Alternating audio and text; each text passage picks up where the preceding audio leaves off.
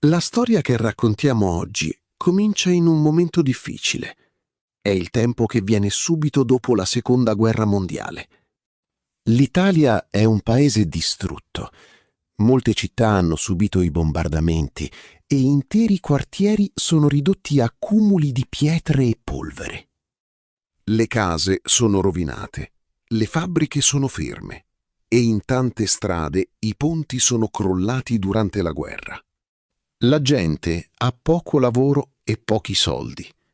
La vita di ogni giorno è molto dura per quasi tutti. In quegli anni muoversi da un posto all'altro non è semplice. I treni funzionano male perché anche i binari sono stati colpiti. Le automobili costano troppo e solo poche famiglie ricche possono comprarne una. La maggior parte delle persone va a piedi oppure usa una vecchia bicicletta per andare al lavoro. Chi abita fuori città deve percorrere lunghe distanze ogni mattina. Serve un mezzo di trasporto nuovo, economico e facile da usare per tutti. Un mezzo che può aiutare l'Italia a rialzarsi e a muoversi di nuovo. Proprio in questo momento nasce un'idea straordinaria. Per capire questa idea, però, dobbiamo conoscere un'azienda. Si chiama Piaggio ed è una grande azienda italiana. Prima della guerra, la Piaggio non costruiva scooter e non costruiva nemmeno automobili. La Piaggio costruiva aeroplani. Nelle sue fabbriche gli operai preparavano motori potenti e grandi ali di metallo per volare nel cielo. Era un'azienda moderna, con ingegneri molto preparati. Ma durante la guerra tutto è cambiato. Le fabbriche che costruivano aeroplani sono diventate un obiettivo. Gli aerei nemici le hanno bombardate più volte e alla fine della guerra erano quasi completamente distrutte. I muri sono caduti, i macchinari sono rotti e molti operai hanno perso il loro lavoro. Dopo la guerra, poi, l'Italia non poteva più costruire aeroplani da guerra. L'azienda doveva reinventarsi completamente. Doveva trovare un prodotto nuovo, un prodotto utile per il paese e per la gente comune. A guidare la Piaggio in quegli anni difficili c'era un uomo di nome Enrico Piaggio. Enrico Piaggio guardava le strade dell'Italia distrutta e vedeva migliaia di persone senza un mezzo per spostarsi. Da questa immagine è nato il suo grande sogno. Enrico Piaggio voleva costruire un veicolo per il popolo, un veicolo semplice, economico e adatto a tutti. Non un mezzo per i ricchi, ma un mezzo che anche un operaio poteva comprare. Doveva essere facile da guidare, così facile che poteva usarlo davvero chiunque.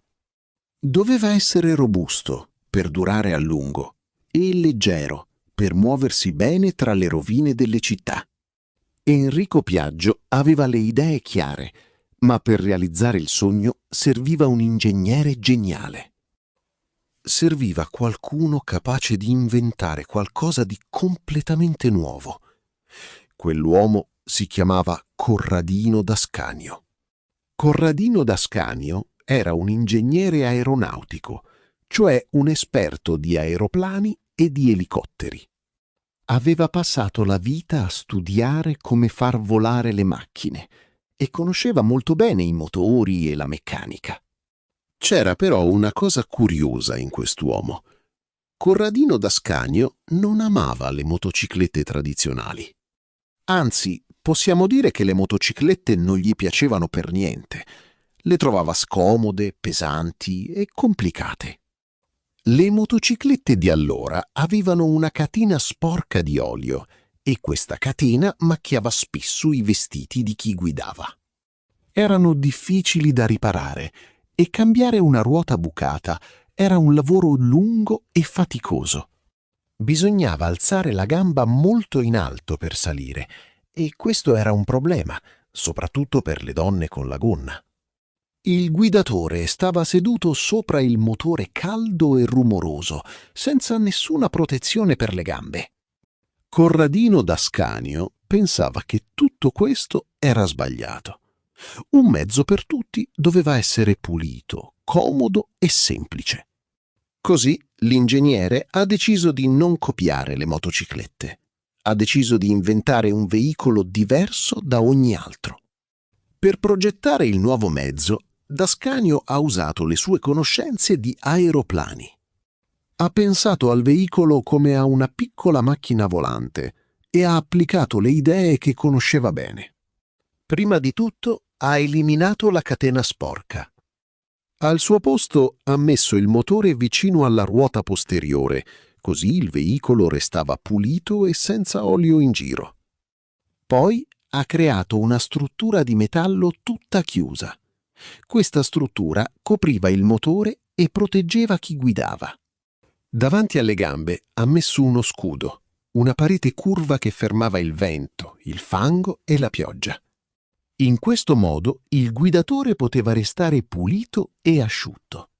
Dascanio ha abbassato la parte centrale del veicolo, così salire era facile e comodo per tutti. Non bisognava più alzare la gamba in alto e anche una persona con la gonna poteva salire senza problemi. L'ingegnere ha reso la ruota facile da cambiare, proprio come si cambiava la ruota di un aeroplano.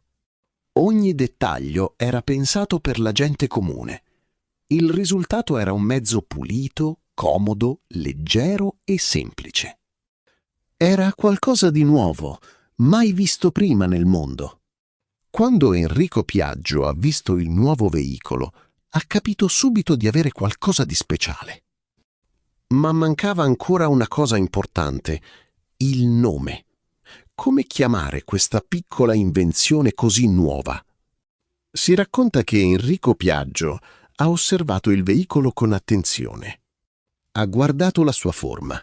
La parte centrale era stretta, mentre la parte di dietro era larga e rotonda. Poi ha ascoltato il rumore del motore acceso. Il motore faceva un suono acuto e continuo, un ronzio simile a quello di un piccolo insetto.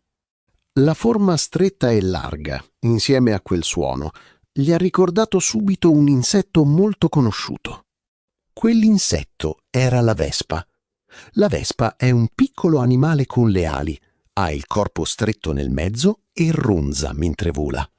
Enrico Piaggio ha esclamato che il veicolo sembrava proprio una vespa e così è nato il nome di questo scooter. Lo scooter si chiamava Vespa, come il piccolo insetto dal ronzio leggero. Era un nome semplice, facile da dire in ogni lingua del mondo. Un nome che tutti potevano ricordare senza difficoltà.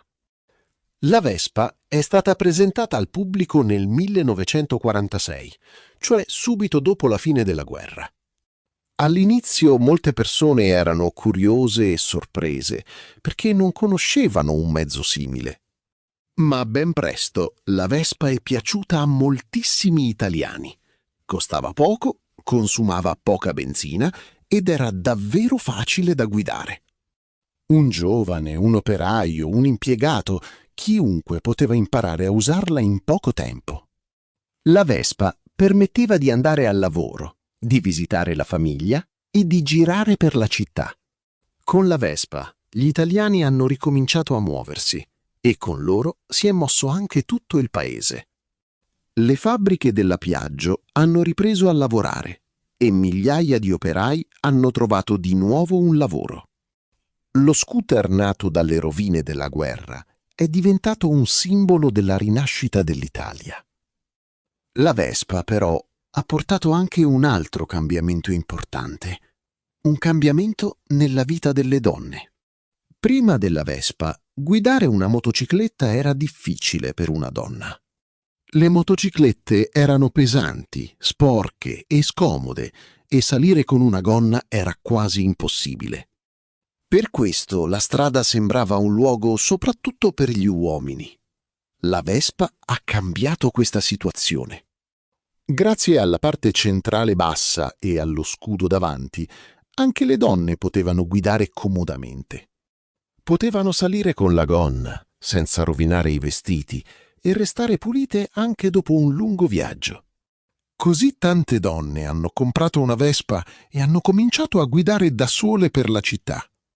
Per molte di loro era una grande novità. La Vespa dava alle donne una nuova libertà di movimento. Una donna poteva andare al lavoro senza dipendere da nessuno. Poteva viaggiare, incontrare gli amici e uscire quando voleva. Questa libertà di muoversi era anche una forma di indipendenza. In quegli anni la società italiana stava cambiando piano piano e la Vespa è diventata un piccolo simbolo di questo cambiamento. Uno scooter leggero ha aiutato molte donne a conquistare un pezzo di libertà nella vita di ogni giorno. Con il passare degli anni, la fama della Vespa è cresciuta. Lo scooter italiano non era più famoso solo in Italia, ma cominciava a piacere anche in altri paesi. A rendere la Vespa famosa in tutto il mondo ha contribuito in modo speciale il cinema. Negli anni 50 il cinema era molto amato e le persone andavano spesso a vedere i film al cinema. In alcuni film importanti gli attori guidavano proprio una Vespa. Uno dei film più famosi era ambientato a Roma. In questo film una giovane attrice molto conosciuta girava per la città di Roma seduta su una Vespa. Le immagini erano bellissime. Il sole, le strade antiche di Roma e lo scooter allegro. Milioni di persone in tutto il mondo hanno visto quelle scene.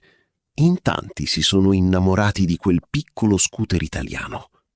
La Vespa è diventata un simbolo dell'Italia, un simbolo di gioia, di sole e di vita semplice e bella. Da quel momento le richieste sono arrivate da ogni parte del mondo. Molte persone all'estero volevano comprare una Vespa. Lo scooter veniva venduto in Europa e poi anche in America e in tanti altri continenti. Un mezzo nato per aiutare gli italiani poveri dopo la guerra è diventato famoso e amato in tutto il pianeta. Oggi, dopo tanti anni, la Vespa esiste ancora. È cambiata molte volte, con nuovi motori e nuovi colori, ma la sua forma rotonda resta facile da riconoscere. La Vespa continua a girare per le strade di molti paesi e resta uno dei simboli più conosciuti dell'Italia. La sua storia ci insegna una cosa importante. Da un'azienda distrutta che prima costruiva aeroplani è nata un'idea capace di aiutare un intero paese. Un ingegnere che non amava le motociclette ha inventato lo scooter più famoso del mondo. Dalle rovine della guerra è nata la libertà di muoversi per gli uomini e in modo nuovo anche per le donne. Questa è la storia della Vespa, un piccolo insetto di metallo che ha aiutato l'Italia a rinascere. Ed è anche la storia del genio italiano, capace di trasformare un momento difficile in una grande invenzione. E tu? Ti piacerebbe girare per la tua città su una Vespa?